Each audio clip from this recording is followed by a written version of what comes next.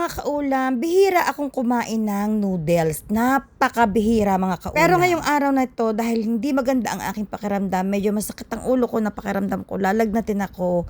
Dahil meron na naman akong sipon, sabi ko kakain ako ng may mainit na sabaw. Tapos bumili ako doon sa sa kasamahan ko sa trabaho ng pandesal. Gumawa siya ng pinaka-masarap na pandesal sa buong buhay ko talaga. Shout out sa iyo, Christine. Sobrang sarap. Bibili ulit ako bukas ng pandesal. At nag-order na rin ako sa supermarket ng butter. O mga kaulam, lagi ninyong tatandaan, ako laang ang may talent na ganyan. Na kahit masama ang pakiramdam, may ganang kumain. Alhamdulillah. Umaga pa lamang ay hatching na ako ng hatching. Sabi ko parang hindi maganda ang aking vibes sa umaga araw na ito. Gusto kong kumain talaga ng disabaw. Ay wala namang na-orderan sa may school ng pagkaing disabaw. Sabi ko, nag-order sila ng noodles, nakiramay na rin ako ng isa. Ang sarap mga kaulam, grabe. Pero hindi tayo pwedeng parating kakain yan.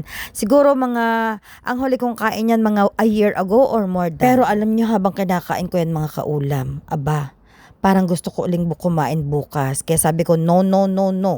Kailangan disiplinahan ang sarili na hindi parating kakain ng noodles. Today is na naman ninyo, kahit sobrang init, talagang go. Dahil nga na-miss ko talaga ito eh. Kahit sobrang init ay panalo, subo-subo. Ang hindi ko talaga makalimutan ay kung gaano kasarap ang pandesal na kanain ko talaga. Very fluffy, napaka-tasty talaga niya. Yung nabibili kong pandesal dito sa mga Filipino bakery ay napakatitigas naman. Kahit bagong luto yung matigas.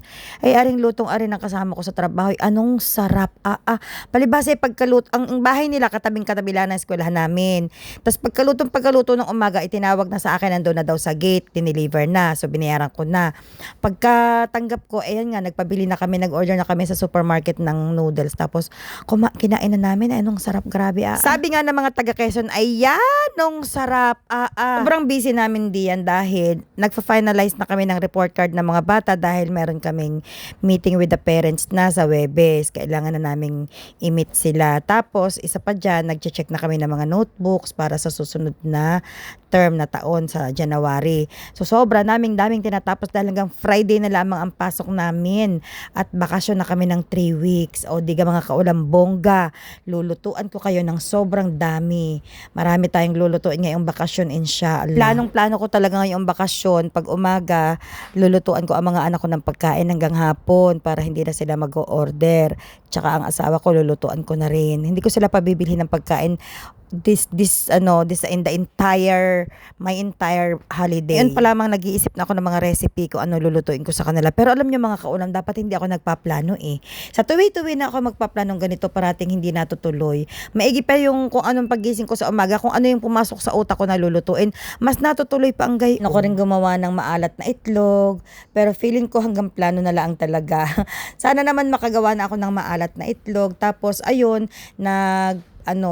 ang dami na nag-order sa akin ng leche flan para sa Pasko at Bagong Taon. Pero kailangan ko mag-cut off dahil ayaw ni Ibrahim ako gumawa ng marami at nakakabalda naman talaga mga kaulam. Ang magluto ng leche flan, mainit masyado. Hindi ko lang talaga matanggihan yung mga nag-order dahil medyo malalapit sila sa aking puso. Kaya sila na lamang ang aking lulutuan ng leche flan sa Pasko at Bagong Taon. Babush!